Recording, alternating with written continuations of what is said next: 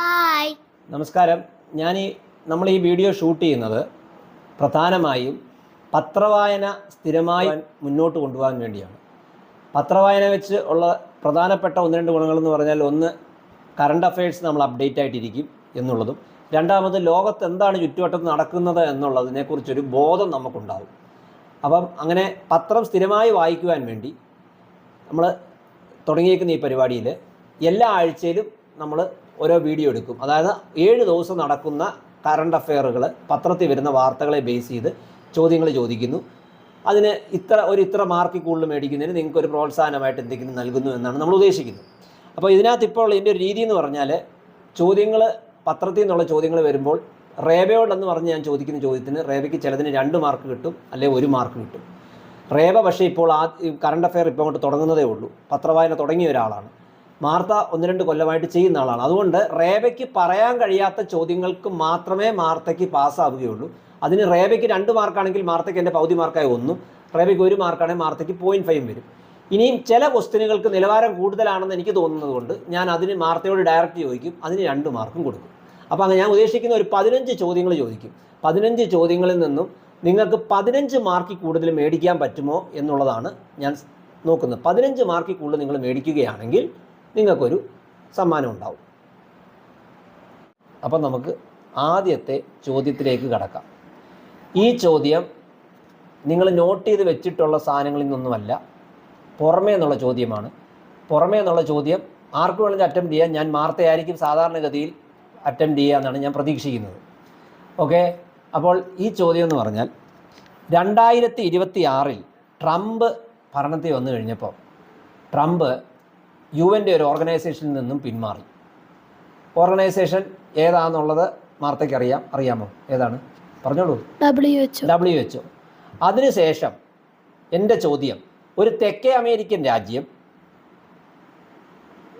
WHO-ൽ നിന്ന് പിന്മാറി. ആ തെക്കേ അമേരിക്കൻ രാജ്യത്തിൻ്റെ പേരാണ് വേണ്ടത്. അറിയത്തില്ല, പെട്ടെന്ന് അറിയില്ല, ഒരു ഐഡിയ ഇല്ലെന്ന് പറയണം. വെനസ്വേല. തെറ്റാണ്. ഇനിയും റേബയ്ക്ക് ക്ലൂ തന്നു കൊടുക്കാം. റേബയ്ക്ക് ഒരു ക്ലൂ തരാം. ഇത് ഫുട്ബോൾ കളിക്കുന്ന വളരെ പ്രശസ്തമായ ഒരു രാജ്യമാണ്. ഇവരുടെ ജേഴ്സിക്ക്, ഭാരത സഹായിക്കരുത്, ഇവരുടെ ജേഴ്സിക്ക് വെള്ളയും നീലയും സ്ട്രൈപ്പുകളാണ് ഇവരുടെ ജേഴ്സി. ലാസ്റ്റ് ചോദ്യം, ലാസ്റ്റ് ക്ലൂ കൂടെ തരുന്നു. ഇവരെ മാർത്ത സ്പിരിറ്റ് വേണം, അത് അത്രയും പറയും. അടുത്ത എൻ്റെ ക്ലൂ തരാൻ സമ്മതിക്കൂ? അടുത്തത് ഇവരുടെ ഈ ടീമാണ് കഴിഞ്ഞ തവണ ഫിഫ വേൾഡ് കപ്പ് ജയിച്ചത്. 5, 4.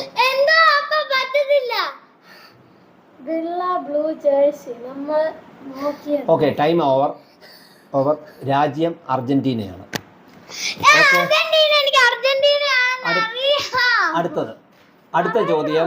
അടുത്ത ചോദ്യം ഇത് റേബയോടാണ്. റേബയ്ക്ക് അറ്റംപ്റ്റ് ചെയ്യാൻ അവകാശമുള്ളൂ.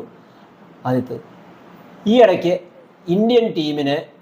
ഇന്ത്യൻ ഫുട്ബോൾ ടീമിന് ഒരു ഓസ്ട്രേലിയൻ ബേസ്ഡ് പ്ലെയർ കളിക്കാൻ വന്നു. പക്ഷേ അയാൾക്ക് ഇന്ത്യൻ റൂട്ട്സ് ഉള്ള മനുഷ്യനാണ്. ഓക്കെ, അയാൾ കളിക്കാൻ വന്നു. അയാളുടെ പേര് റയൻ വില്യംസ് എന്നാണ്. അയാൾ ഇന്ത്യക്ക് വേണ്ടി ഗോളും അടിച്ചു. അപ്പോൾ സ്വാഭാവികമായിട്ടും നമ്മൾ കരുതും ഇയാളാണ് ആദ്യമായി ഇന്ത്യക്ക് വേണ്ടി കളിക്കുന്ന ഒരു പുറം രാജ്യത്ത് ബേസ്ഡ് ആയിട്ടുള്ള മനുഷ്യൻ. അല്ല, മറ്റൊരാളാണ് ഇന്ത്യക്ക് വേണ്ടി ആദ്യമായി പുറം രാജ്യത്ത് ബേസ്ഡ് ആയിട്ടുള്ള ഒരു മനുഷ്യൻ ഇന്ത്യൻ ഫുട്ബോളിന് കളിക്കുന്നത്. അത് കുറച്ചേറെ വർഷങ്ങൾക്ക് മുമ്പാണ്. അയാൾക്കും ഇന്ത്യൻ റൂട്ട്സ് ഉള്ളതാണ്. ആ മനുഷ്യൻ്റെ പേരാണ് വേണ്ടത്.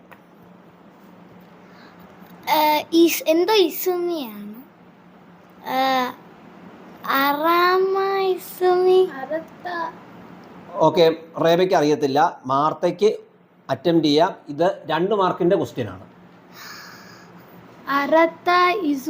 മാർത്ത പറഞ്ഞത് ശരിയാണ്. ആദ്യമായി ഇന്ത്യക്ക് കളിച്ച പ്ലെയർ അരാത്ത ഇസുമിയാണ്. അയാൾ ജാപ്പനീസ് ബേസ്ഡ് ആണ്. ഇപ്പോൾ രണ്ടാമത് വന്നതാണ് റയൻ വില്യംസ്. അയാൾ ഓസ്ട്രേലിയൻ ബേസ്ഡ് പ്ലെയറാണ്.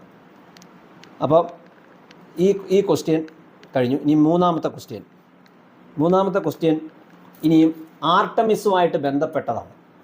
അതായത് US വീണ്ടും ചന്ദ്രനിൽ ആളുകളെ ലാൻഡ് ചെയ്യിപ്പിക്കാൻ പോവുകയാണ്. അപ്പോൾ അതിനുവേണ്ടിയുള്ള ദൗത്യത്തിൻ്റെ പേരാണ് ആർട്ടമിസ്. ഇപ്പം നടന്ന ദൗത്യത്തിൻ്റെ പേരെന്ന് പറയുന്നത് ആർട്ടമിസ് 2 ആണ്. എൻ്റെ ചോദ്യം,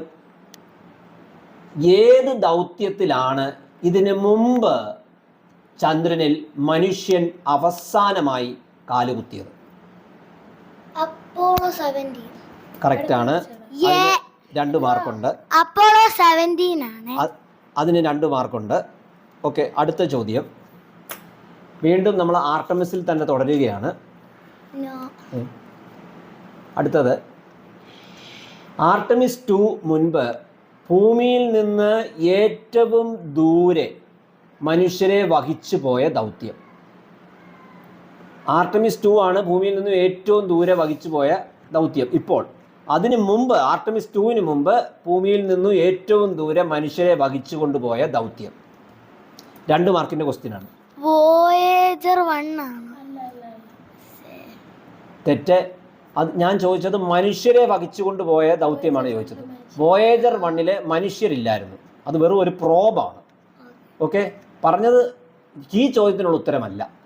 ക്വസ്റ്റ്യൻ പാസസ്. അറിയില്ല. അപ്പോളോ 13 ആണ്. അപ്പോളോ 13 ആണ്. ഓക്കെ, 5ാമത്തെ ക്വസ്റ്റ്യൻ റേബയോടാണ്. ചന്ദ്രനിൽ കാലുകുത്തിയ ഏറ്റവും പ്രായം കുറഞ്ഞ മനുഷ്യൻ യാത്ര ചെയ്ത ദൗത്യം. 2 മാർക്കിന്റെ ക്വസ്റ്റ്യനാണ്. അപ്പോളോ 16. അപ്പോളോ 16 കറക്റ്റാണ്. 2 മാർക്ക് കിട്ടി. ഇനിയും അടുത്ത ചോദ്യം റേബയോട്. 1 മാർക്കിന്റെ ക്വസ്റ്റ്യൻ. അപ്പോളോ 16-ൽ കാലുകുത്തിയ ഏറ്റവും പ്രായം, അപ്പോളോ 16-ലൂടെ ചന്ദ്രനിൽ കാലുകുത്തിയ ഏറ്റവും പ്രായം കുറഞ്ഞ മനുഷ്യന്റെ റെക്കോർഡ്. ആ മനുഷ്യന്റെ പേരെന്താണ്? പ്രായം കുറഞ്ഞ മനുഷ്യൻ, അത് മനുഷ്യന്റെ പേരെന്താണ്? മറന്നുപോയി. മാർത്തയ്ക്ക് പാസ്. ക്വസ്റ്റ്യൻ 1 മാർക്കിൻ്റെയാണ്. Charles Duke. ഓക്കെ, ശരിയാണ്. ചാൾസ് ഡ്യൂക്കാണ്. ഇതും ഒരു പിക്ചർ ക്വസ്റ്റ്യനാണ്.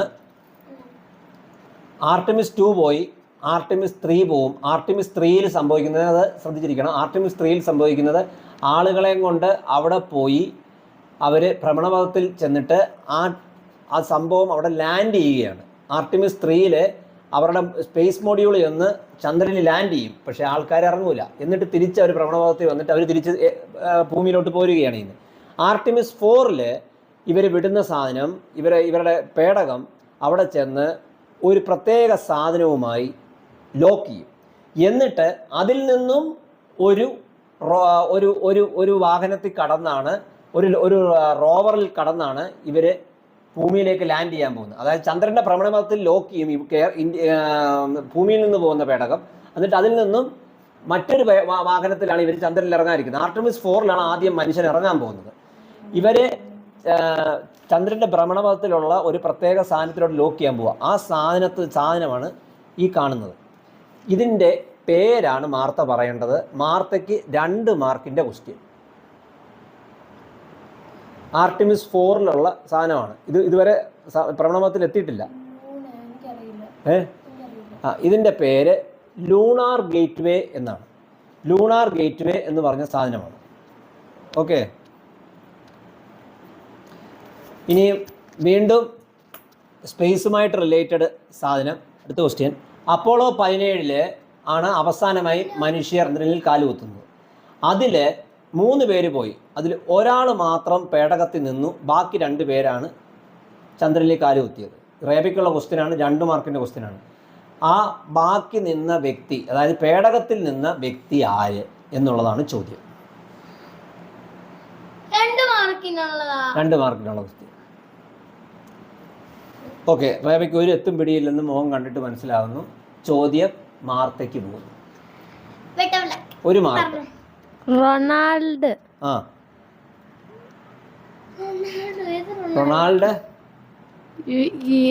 എവൻസ്. കറക്റ്റാണ്. റൊണാൾഡ് ഇവാൻസ് ഇന്ത്യയിലെ പ്രൈവറ്റ് സെക്ടറിലുള്ള ഏറ്റവും വലിയ ബാങ്ക് ഏതെന്നുള്ളതാണ്. റേബയോടാണ് 2 മാർക്കിനുള്ള ക്വസ്റ്റ്യൻ.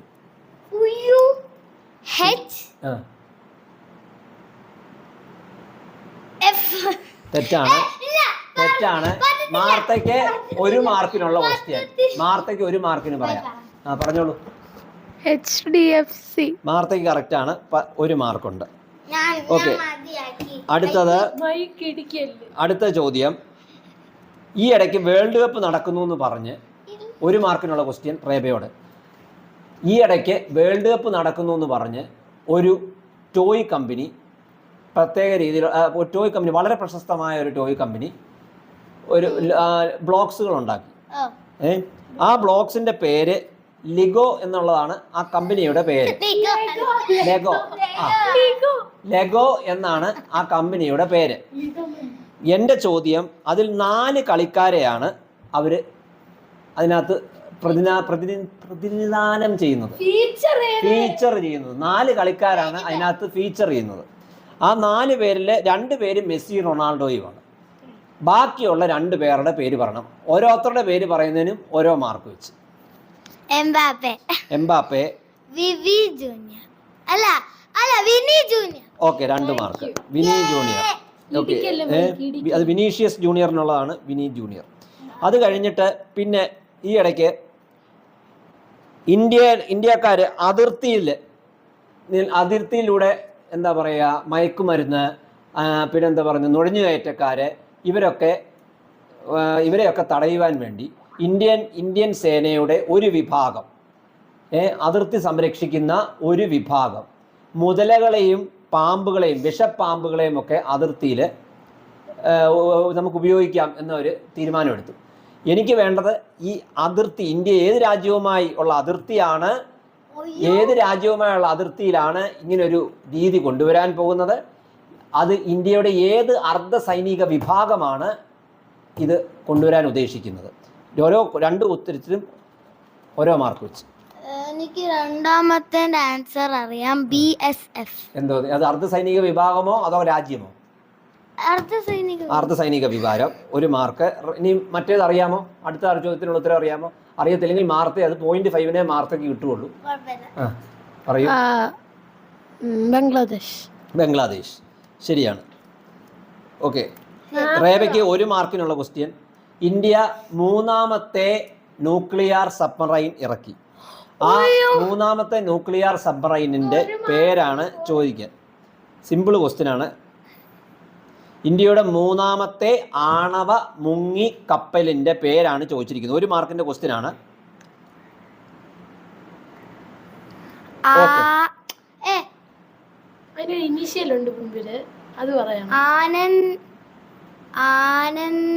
ഇല്ല, പറയത്തില്ല. മാർത്തയ്ക്ക് പറയാം. മാർത്തയ്ക്ക് 0.5 മാർക്ക് മാത്രമേ ഉള്ളൂ. വാർത്ത പറഞ്ഞോളൂ. INS ഹരിതമൻ. 0.5. അതുമായിട്ട് തന്നെ തുടരുന്നു. ഇത് മാർത്തയോട് മാത്രമുള്ളതാണ്. മാർത്തയ്ക്ക് 2 മാർക്കിനുള്ള ക്വസ്റ്റ്യൻ ആണ് ഇത്. ഇന്ത്യ ഇതുവരെ ഇറക്കിയിട്ടുള്ള, ഇന്ത്യ തദ്ദേശീയമായി വികസിപ്പിച്ചെടുത്തിട്ടുള്ള 3 ആണവ മുങ്ങിക്കപ്പലുകളുടെ പേര് പറയും. INS Arihant, INS Arighaat, INS Aridhaman. Okay, അതിന് 2 മാർക്കുണ്ട്.